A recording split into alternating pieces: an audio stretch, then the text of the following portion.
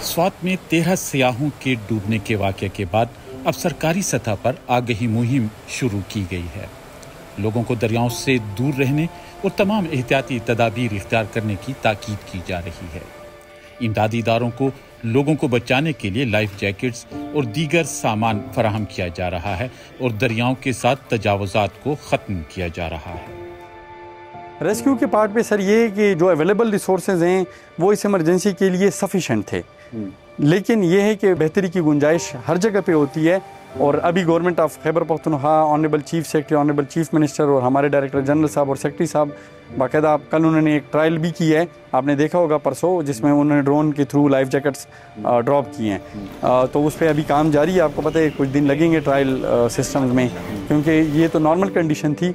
जब heavy rain हो रही हो, जब हैवी हवा हो, विंड हो, आपको पता है डिज़ास्टर में तो ये सिचुएशन होती है, तो उसमें हमने इसकी कारकर्दगी का जायज़ा ले रहे हैं। तो वो जब होगा उसमें, क्योंकि इंटेंस सिचुएशन में ये यूज़ होगा, तो रेस्क्यू में इंशाल्लाह ताला हम और भी बेहतरी ला रहे हैं। अभी डीजी साहब ट्रेनिंग्स भी अरेंज कर रहे हैं। हम भी यहाँ पे mock exercises, inter agency coordination बड़ी ज़रूरी है।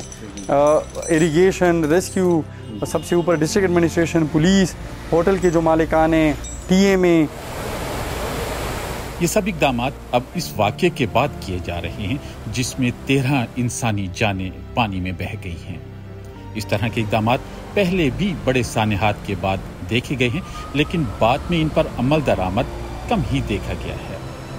दरियाए सवात में 27 जून की सुबह पंजाब के 10 और खैबर पख्तूनख्वा के 7 सयाह सैलाबी पानी में फंस गए थे। एक इमदादी कारकुन ने 3 से 4 सयाहों को बचा लिया था। ये जो सामने जगह नजर आ रही है, वो 17 सयाह यहाँ पर फंस गए थे। इनमें 10 के करीब कोई सयाह जो थे वो सियालकोट से थे और बाकी मर्दान और दीगर इलाकों से थे। ये यहाँ पर जो अब पानी बह रहा है, ये उस वक्त पानी नहीं था, और इसकी वजह ये थी कि इससे कोई 500 मीटर दूर एक आर्जी बंद बांधा गया था, और वो बजरी और रेत का बना हुआ बंद था, और वो इस प्रोटेक्शन वाल की तामीर के लिए बांधा गया था।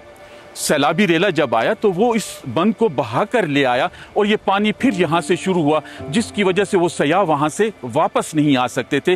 वो न इधर आ सकते थे और न उधर जा सकते थे, तो उस वजह से वो फंस गए थे। और जब तक रेस्क्यू के एहलकार यहाँ पहुँचे तो उनके पास कम ही टाइम था कि वो उनको बचा सकते। इस वजह से ये इतना बड़ा नुकसान यहाँ पर हुआ है। स्वात में लोग अफसरदा हैं। स्वात में बाईपास रोड पर इस होटल के करीब अब भी लोग आते हैं और इस वाक़े पर अफसोस का इजहार करते हैं। मेरा भी दिल चाह रहा था कि मैं उनको बचाऊं, लेकिन मेरे पास तो कोई चीज़ इस तरह नहीं है कि मैं उसको बचा सकूं। 3 दिन तक मैंने रोटी नहीं खाई, क्योंकि उस बच्चों के जो दर्द था वो अभी भी मेरे दिल से नहीं निकलती। बस यही कह रहे थे कि हमें बचा लो, और हम बेबस थे, और हम जो है ना बहुत ज़्यादा शर्मिंदा है। मतलब ये कि स्वात के लोगों ने, मतलब ये कि हमने मतलब बहुत वो किया है कि हमने उनको ना बचा सके। कोशिश हमने बहुत काफ़ी की, लेकिन ये कि हम उन तक ना पहुंच सके और ऐसे चले गए। तो आज तक हमें नींद नहीं आ रही है। 1122 वाले पहुंचे थे, मगर उसके साथ कोई इक्विपमेंट नहीं थी। कल जब ये तजावुज़ात हटा रहे थे तो इसके पास क्रैंक भी था और एक्सकेवेटर्स भी थे और सब कुछ था, मगर सियाह को बचाने के लिए इसके पास कुछ नहीं था।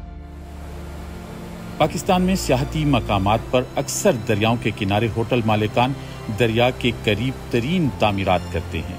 दरियाओं में और बहते पानियों में चारपाइयाँ रख देते हैं, लेकिन इन अक्सर होटलों के पास इन सयाहों की हिफाजत के लिए कोई सामान नहीं होता।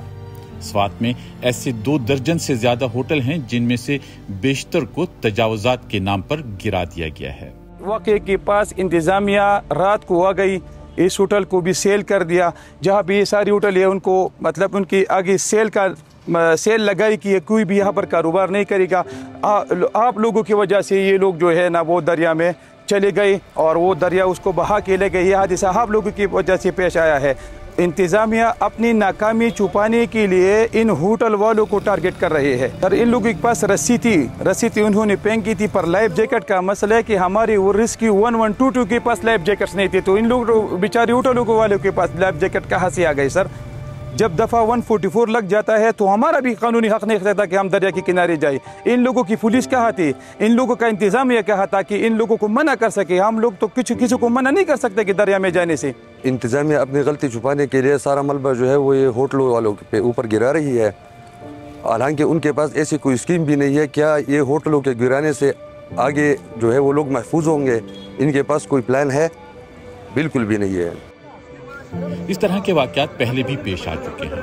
دریائے سوات میں پیش آنے والے واقعے کے بعد یہ سوال اٹھایا جا رہا ہے کہ سیاحوں کی حفاظت کو یقینی بنانے کے لیے اقدامات کتنے مؤثر ہوں گے تاکہ اس طرح کے واقعات پھر پیش نہ آئیں. اس ٹائم ہمیں یہ اطلاع ملی تھی بحرین سے کہ سوات کی طرف فلڈ آ رہا ہے، ریل آ رہا ہے بہت زیادہ.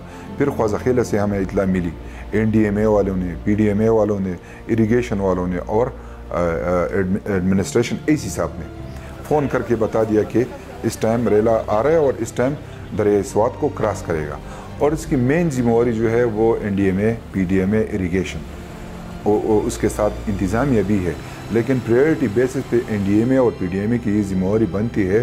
جب برسٹ کلاؤڈ وہ ہو جاتا ہے مختلف جگہوں میں تو ان کی ٹیمیں بیٹھی ہوئی ہے اریگیشن ڈپارٹمنٹ کی. ان کو چاہیے تھا کہ اس علاقے کے AC کو یا DC صاحب کو ٹائم پہ بتا دیتے تو ہمیں پتہ چلتا. تو کولیپس تو ہے، یہ تو ہم مان رہے ہیں. یہ اکیلے ایک بندی کی، ایک ڈپارٹمنٹ کی نہیں ہے. اس بارے میں حکومت نے انکوائری کمیٹی قائم کر کے ابتدائی طور پر ڈپٹی کمشنر سمیت 4 انتظامی افسران کو معطل کر دیا ہے.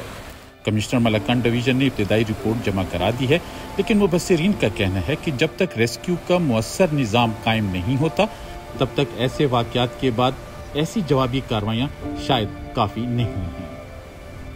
عزیز اللہ خان، BBC نیوز، سوات.